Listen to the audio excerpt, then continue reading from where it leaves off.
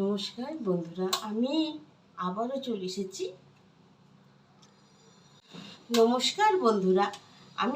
চলে এসেছি। আমার রান্নাঘরে। তো বন্ধুরা, আমি আজকে করতে চলেছি দেশি মুরগির একটা রেসিপি। তো আমি এতে কি দিচ্ছি সেটা দেখুন, কি দিচ্ছি, কি মশলা দিচ্ছি। প্রথমেই দিয়ে দিচ্ছি আমি এখানে আদা বাটা, মৌরি বাটা আর আছে জিরে বাটা। মৌরিটা আমি একটু বেশি করে বেটে নিয়েছি কিন্তু।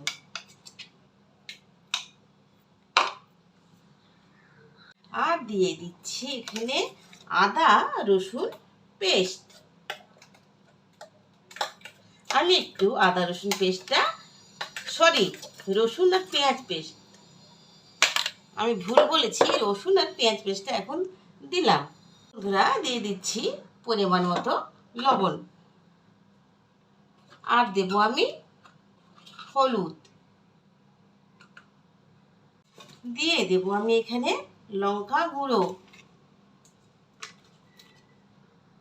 দিয়ে দিচ্ছি আমি এখানে ধনে গুঁড়ো, খানিকটা ধনে গুঁড়ো আমি দিয়ে দিলাম। দিয়ে দিচ্ছি খুব কম পরিমাণে তেল। মনে হলো অনেকটা পড়ে গেছে, কিন্তু না, ঠিক পরিমাণ মতনই পড়েছে। তা আমি এখন জেলে নিলাম। এবার আমার কাজ হচ্ছে এটা আমি ভালো করে চিকেনটা মশলার সাথে আমি মাখিয়ে নিচ্ছি। সুন্দর করে আমার কিন্তু চিকেনটা মাখানো হয়ে গেছে।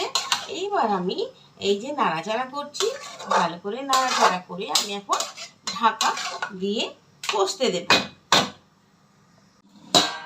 আমি চাপাটা খুলে নিচ্ছি, দেখবো কত দূর এগিয়েছে আমার এই চিকেনের রেসিপিটা। তো বন্ধুরা, এই যে অনেকটা জল শুকিয়ে গেছে। এইবারে আমি কেটে রাখা আলুটা দিয়ে দিচ্ছি। আলুটা কিন্তু আমার ভাজা নেই, ভাজলে পরেই বুঝতে পারছেন ভাজাতে তেল লাগে। আর আমি এই মুহূর্তটা দিয়ে দিচ্ছি আলুটা, তো তেলটাও কম পড়ছে আর আলুটাও খুব সুন্দরভাবে সুসিদ্ধ হয়ে যাবে কিন্তু। তো নাড়াচাড়া করে আমি সুন্দর করে কষিয়ে নেব। তো বন্ধুরা, আমার কিন্তু মাংস কষানো হয়ে গেছে। মাংসের চারপাশ থেকে তেলগুলো মানে বেরোতে শুরু করেছে, তার মানে আমার মাংসটা কিন্তু কষানো হয়ে গেছে। আর আপনারা দেখেও বুঝতে পারছেন, এই যে দেখতেই পাচ্ছেন মাংস। তো আমি আর একটু নাড়াচাড়া করে কিন্তু জল দিয়ে দেব। তো আমি আরও একটু নাড়াচাড়া করে আরও একটু ভালো করে কষিয়ে নিয়ে এবারে কিন্তু আমি জলটা দিয়ে দিচ্ছি। দেখুন, এটা একটু ঝোল ঝোল থাকবে।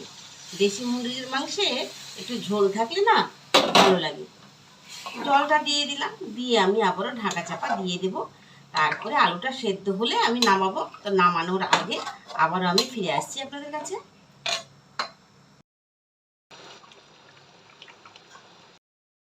মাংসটা কিন্তু আমার হয়ে গেছে, আমার আলুগুলো সেদ্ধ হয়ে গেছে।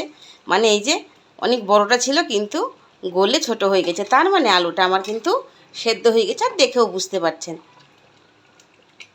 এই যে বুঝতে পেরেছেন। এইবারে কিন্তু আমি মাংসটা নামিয়ে নেব।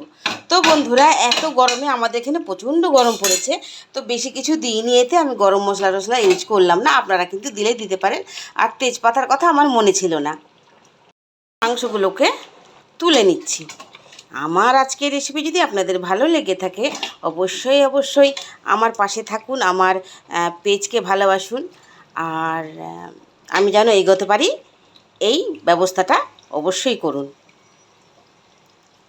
আপনাদের ভালোবাসার জোরে সব কিছুই হবে, ঠিক আছে? সবই ভালো হবে। তো আমার পাশে আপনারা থাকুন, আপনাদের পাশে আমি আছি। তো এই যে আজকের রেসিপি চিকেন কষাটা কত সুন্দর হয়েছে দেখুন। আজকের মতো এটুকুই। আবার অন্য কোনো দিন অন্য কোনো সময় আবারও হাজির হয়ে যাব আপনাদের সামনে। ভালো থাকবেন, সুস্থ থাকবেন।